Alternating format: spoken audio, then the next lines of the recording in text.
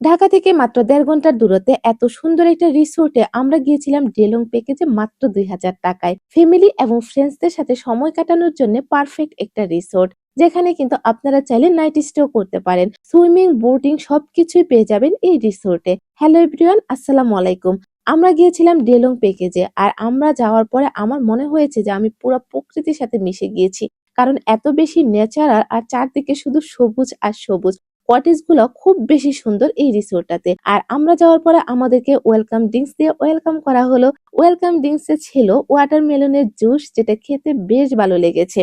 আর welcome drinks খাওয়ার পরে আমরা আমাদের ব্রেকফাস্টও সেরে নিয়েছি। ব্রেকফাস্টে যে আইটেম গুলা ছিল সেগুলা কিন্তু প্রত্যেকটা খাবার অনেক বেশি মজার ছিল। আর ব্রেকফাস্ট করার পরে আমরা একটা স্যুপ ট্রাই করেছি। স্যুপটা ছিল কর্ন স্যুপ, সেটার টেস্টও কিন্তু বেশ ভালো ছিল। আর তাদের এখানে দুপুরের লাঞ্চ আইটেমে কিন্তু চাইনিজ আইটেম এবং বেঙ্গলি আইটেম দুইটাই থাকে। আমরা চয়েস করেছিলাম চাইনিজ আইটেমটা এবং খাবারের টেস্ট কিন্তু অনেক ভালো ছিল।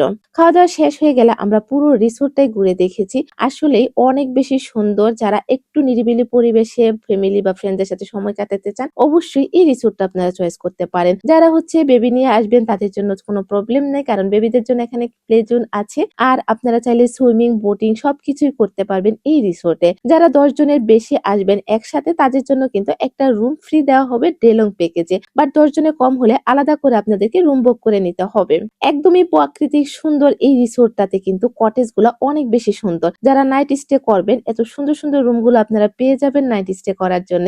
আর রুম কস্ট হচ্ছে আপনারা তাদের ওয়েবসাইটে বা তাদের পেজে নক করে জেনে নিবেন। আর তাদের রুম গুলো এত বেশি নিট এন্ড ক্লিন, সব ধরনের ফেসিলিটি রুমে আছে এবং ওপেন শাওয়ার রুমেরও কিন্তু ব্যবস্থা আছে। রিসোর্টটা খুবই সুন্দর, আমার কাছে তো খুব ভালো লেগেছে।